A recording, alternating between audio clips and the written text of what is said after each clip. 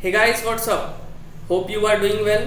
सो आज के इस वीडियो में हम डिस्कस करने जा रहे हैं ACF और RFO के मेंस एग्ज़ाम डेट के बारे में। काफ़ी दिनों से स्टूडेंट्स के कॉल आ रहे हैं, स्टूडेंट्स के अंदर कन्फ्यूज़न बना हुआ है कि सर अभी तक रिजल्ट नहीं आया, ना ही कुछ नोटिफिकेशंस आए हैं कि एग्ज़ाम कब होगा, एग्ज़ाम डेट एक्सटेंड होगा कि नहीं होगा। मतलब स्टूडेंट्स के अंदर काफ़ी पैनिक का माहौल बना हुआ है। स्टूडेंट्स ना तो तैयारी छोड़ पा रहे हैं, ना ही प्रॉपर तरीके से तैयारी कर पा रहे हैं। और ये बहुत बड़ा गलती JPSC का भी है। अगर उसे एग्ज़ाम डिले करना है या उसे एग्ज़ाम बाद में करना है तो एक एटलीस्ट नोटिफिकेशन, एक एटलीस्ट नोटिस जारी कर दे, जिससे बच्चों को ये चीज़ें जो है, ये कन्फ्यूज़न दूर हो जाए। तो आज के इस वीडियो में इन्हीं सब टॉपिक्स को हम डिस्कस करेंगे और इसके साथ साथ ही हमारा जितना भी ऑप्शनल का नोट्स है, चाहे वो फॉरेस्ट्री हो, इन्वायरमेंटल साइंस हो, for JPSC, ACF and RFO, ये सारा कंप्लीट हमारे पास अवेलेबल है, इंक्लूडिंग GS। उसके बारे में भी डिस्कस करेंगे।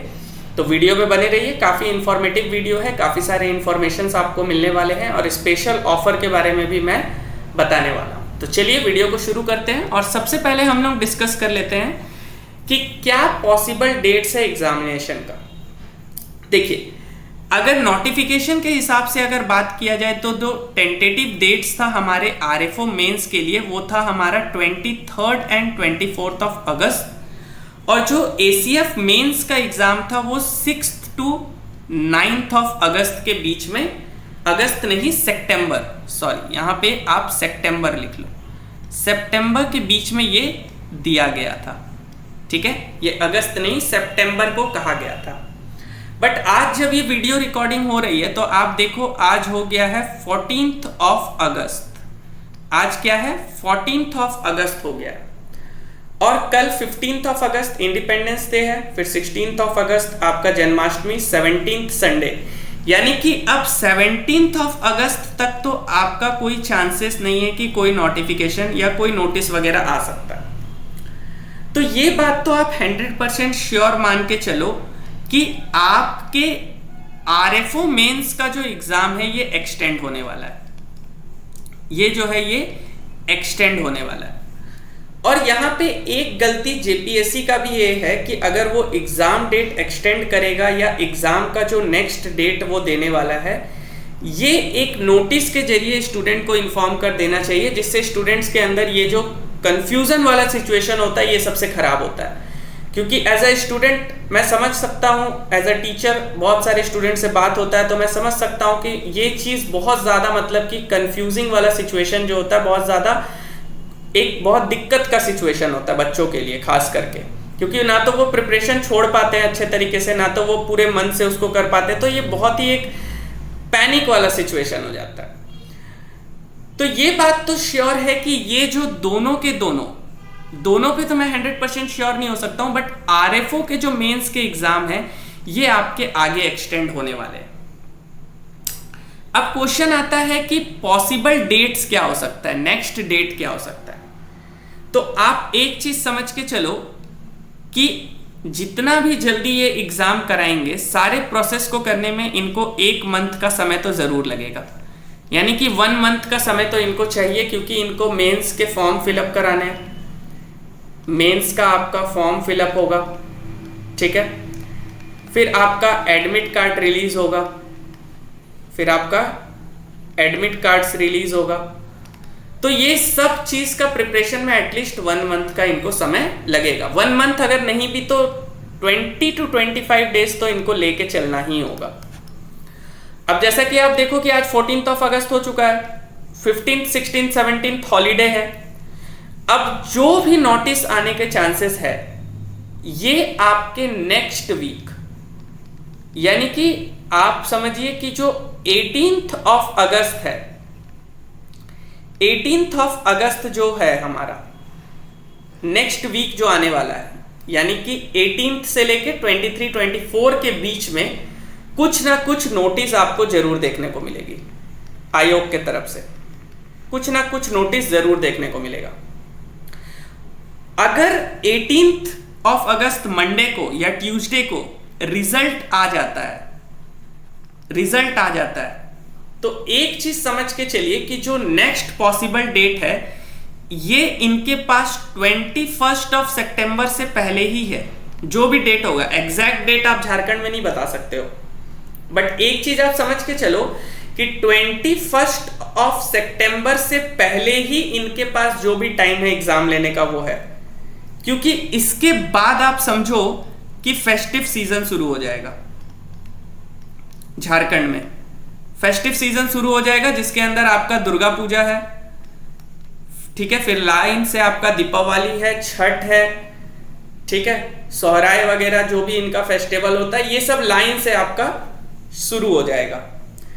तो ये मेरे को जहां तक लगता है कि जेपीएससी 21 सितंबर से पहले पहले आरएफओ मेंस और एसीएफ मेंस ये दोनों का एग्जाम कंडक्ट करवा सकता है। अगर आयोग के अंदर अच्छा मंशा हुआ, ये चाहता है कि रियलिटी में एग्जाम हो पाए, तो ये 21 सितंबर से पहले एग्जाम करवा देगा। और अगर एग्जाम होता है तो आप समझ के चलिए कि नेक्स्ट वीक में रिजल्ट आने के चांसेस है। यानी कि जो नेक्स्ट वीक हमारा है ये रिजल्ट के लिए बहुत इंपॉर्टेंट डेट है। आप समझ के चलिए कि रिजल्ट आने के चांसेस इसमें हाई प्रोबेबिलिटी है। और जो नेक्स्ट एग्जाम डेट है ये 21 सितंबर से पहले ही होने वाला है, अगर इसको एग्जाम लेना होगा। अदरवाइज फिर ये दिवाली छठ के बाद आप समझो कि होगा, लेकिन मेरे को नहीं लगता है कि वो उतना दूर तक एक्सटेंड करेगा, क्योंकि सारे प्रोसेस ऑलरेडी हो चुके हैं। जो भी समय लग रहा था, क्योंकि उसमें जेपीएससी का मेन आपका जो एग्जाम था उसका रिजल्ट वगैरह आना था, अब ये सब हो चुका है। और बीच में कुछ अनफॉर्चुनेट कंडीशन झारखंड में क्रिएट हो गए, जैसे कि शिबू सोरेन जी का देहांत होना और कुछ फेस्टिवल्स वगैरह, इंडिपेंडेंस डे एक साथ आना, जिससे कई सारी छुट्टियों के कारण ये काम में डिले हुआ है। ये चीज हम लोग को समझना होगा। तो अगर नेक्स्ट वीक रिजल्ट आता है तो आप समझ के चलो कि आपका एग्जाम सितंबर से 21 सितंबर के अंदर हो जाएगा। अब वी एज ए स्टूडेंट हम क्या कर सकते हैं? तो देखो, एज ए स्टूडेंट हमारे पास आप अगर देखोगे तो हमारे पास केवल और केवल एक ही चीज है, दैट इज प्रिपरेशन। हमें प्रिपरेशन अपना चालू रखना है, चाहे आप सेल्फ प्रिपेयर करो या आप किसी कोचिंग में करो, that is a different thing, but आप प्रिपरेशन हमेशा कंटिन्यू रखो। क्योंकि आप देखो कि अगर एग्जाम हो जाता है, अगर एग्जाम सितंबर में भी हो जाता है, अगर आप प्रिपेयर ही नहीं हो तो आप क्या करोगे? चाहे आप आरएफओ का बात करो तो यहां भी आपका देखो 400 मार्क्स का ऑप्शनल है, और अगर आप एसीएफ का सिलेबस देखोगे तो ये तो आप समझो कि 800 मार्क्स का केवल और केवल क्या है, यहाँ पे ऑप्शनल पेपर है। फिर आपका 400 मार्क्स का जीएस है, इसमें 100 मार्क्स का जीएस है। तो प्रिपरेशन तो आपको करना होगा, चाहे एग्जाम आज हो, एक हफ्ते बाद हो, प्रिपरेशन आपको कंटिन्यू रखना पड़ेगा। आंसर राइटिंग आपको कंटिन्यू करना पड़ेगा, क्योंकि सिलेबस काफी बड़ा है। और ये चीज झारखंड में हमेशा होता है। आप देखे होंगे, हम लोगों ने देखा कि जेपीएससी में इतने सारी दिक्कतें आई, लेकिन अल्टीमेटली रिजल्ट हुआ, सिलेक्शन हुआ, आज वो लोग जॉब में है, सेलेक्ट हो चुके हैं। तो अगर हमें सिलेक्शन लेना है तो हमें प्रिपरेशन कंटिन्यू रखना रहेगा। तो ये तो बात हो गई एग्जाम डेट्स वगैरह के। अब हम लोग थोड़ा सा डिस्कस कर लेते हैं कि ऑप्शनल के नोट्स वगैरह के क्या कंडीशंस हमारे पास अवेलेबल है। तो सबसे पहले मैं बात कर लेता हूं आपका आरएफओ मेंस एग्जाम के पॉइंट ऑफ व्यू से। तो अगर आप यहां पे देखोगे तो आरएफओ मेंस के लिए, आरएफओ मेंस का जो एग्जाम है, इसमें हमारे पास एनवायरमेंटल साइंस ऑप्शनल अवेलेबल है। एनवायरमेंटल साइंस ऑप्शनल जो है ये हिंदी में भी अवेलेबल है और इंग्लिश में भी अवेलेबल है। हिंदी और इंग्लिश दोनों अवेलेबल है आपका एनवायरमेंटल साइंस ऑप्शनल। और इसके अलावा जितना भी ऑप्शनल है, मैंने फॉरेस्ट्री का भी सिलेबस देखा, आप आगे देखोगे कि फॉरेस्ट्री का भी नोट्स हमारे पास है, बट वो काफी लेंदी है आरएफओ में अगर आप देखोगे तो, as compare to environmental science. और जीएस का अगर बात किया जाए, जनरल स्टडीज का, तो ये हमारे पास केवल और केवल इंग्लिश में अवेलेबल है। ये हमारे पास हिंदी में अवेलेबल अभी तक नहीं है, क्योंकि बहुत ज़्यादा हमारे मतलब समय का उतना ज़्यादा अलाउमेंट नहीं था कि हम इसे हिंदी में बना पाए। तो अभी के लिए हमारे पास केवल और केवल ये इंग्लिश में।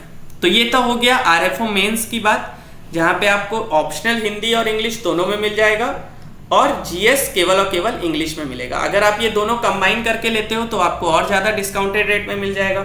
और अभी अगर आप देखोगे तो ऑफर में ये ऑलरेडी इंडिपेंडेंस डे और जन्माष्टमी ऑफर में ये ऑलरेडी डिस्काउंटेड रेट्स में ही मिल रहे हैं, तो आप परचेस कर सकते हो।